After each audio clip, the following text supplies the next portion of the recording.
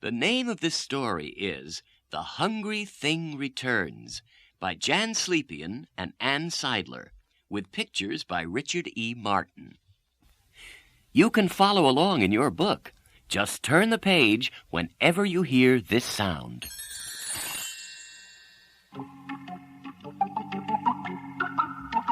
One day, the hungry thing came into the schoolyard. He carried a small hungry thing on his back. Out of the school came the headmaster, the teachers, and all the children. They gathered around the hungry thing. The hungry thing pointed to a sign around his neck. It said, "Feed me." The small hungry thing pointed to her sign. It said, "Me too." "What would you like to eat?" asked the headmaster. "Flamburgers," said the hungry thing. "Flamburgers?" cried the school cook. "Dear me, let me see. How do you eat them? What can they be?" "Allow me," said a teacher.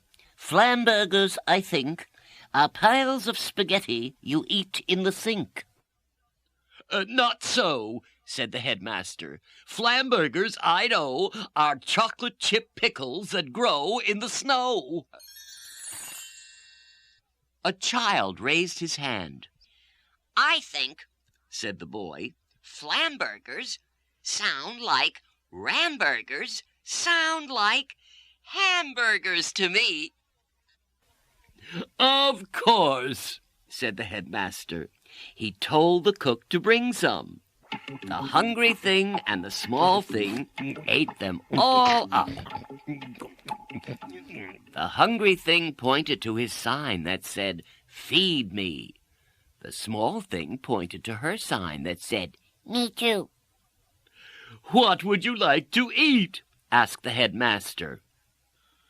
"Belly jeans," said the hungry thing. "Belly jeans?" cried the cook. "Dear me, let me see. How do you eat them? What can they be?" "But of course," said a teacher.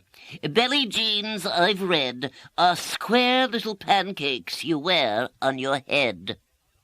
"Belly jeans are rare," said the headmaster. "They are handled with care when eaten by dragons in long underwear." A child raised her hand. "I know," said the girl. "Belly jeans sound like Kelly beans sound like jelly beans to me." "Of course," said the headmaster. He told the cook to bring some. The hungry thing and the small thing ate them all up. The hungry thing rubbed his stomach. He pointed to his sign that said, "Feed me." The small thing pointed to her sign that said, "Me too." The teachers began to worry. "I don't believe they'll ever leave." "It's just not right, such appetite." "I fear the worst. What if they burst?" "Remember our manners," said the headmaster. "What would you like to eat?" he asked the visitors. "Blownuts," said the hungry thing. "Blownuts!" cried the cook. "Dear me, let me see. How do you eat them? What can they be?" "I've heard," said a teacher, "that blownuts taste great. They are round, furry fishes that roll on your plate." "That's right," said the headmaster. "Blownuts can float. With a wink and a smile, they'll jump into your boat." Many hands went up. A boy with glasses said, "It's easy.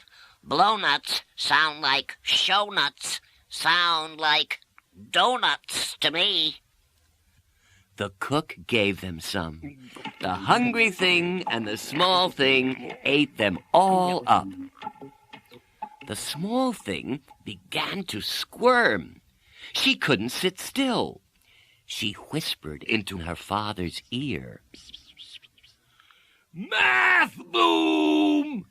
the hungry thing told the headmaster. Math Boom, Cried the cook. how do you eat it? What can it be?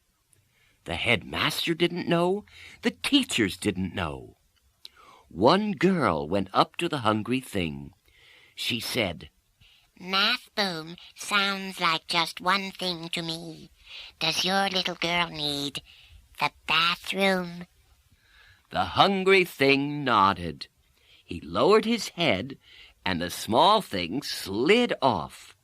The girl took her to the bathroom. When they returned, the small thing would not climb onto her father's back.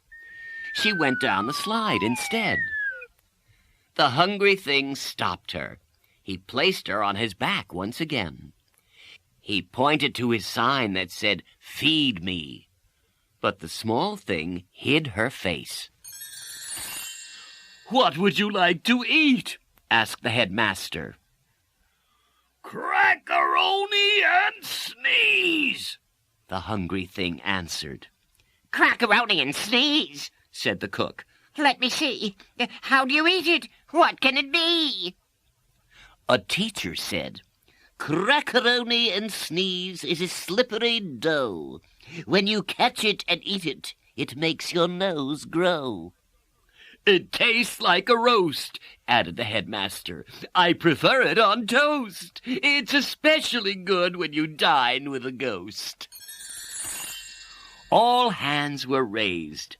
A boy with freckles said, Crackaroni and sneeze sounds like snackaroni and bees. Sounds like macaroni and cheese to me. "Why, of course," said the headmaster. The cook brought some. The hungry thing ate it all. He wiped his mouth on the headmaster's sleeve. He was ready to leave. But where was the small thing? She was playing on the slide again. This time, when the hungry thing lifted her off, she began to cry. She would not stop. The hungry thing tried to comfort her. "Oh, no, they were about to go. I do confess we're in a mess," said the headmaster. The children tried to help. What does she like best? They asked the hungry thing. "Harsh fellows," he replied. They brought her marshmallows. She didn't stop crying. "My stream," said the hungry thing. They gave her ice cream. She didn't stop crying. "Gobble bum," said the hungry thing. They offered her bubble gum. Nothing made her stop crying. The hungry thing put his head on his claws. He did not know what to do. The school children whispered to one another. Then one child whispered to the headmaster. He said, "What a splendid idea!" and set everyone to work. Carefully, they lifted the slide and hung it around the neck of the hungry thing. The small thing hugged it. For you to take home. They told her. The hungry thing smiled. He turned his sign around. In big letters it said, "Thank you." The small thing was worn out. She was fast asleep with her head on the slide. The hungry thing turned her sign around. It said, Me too.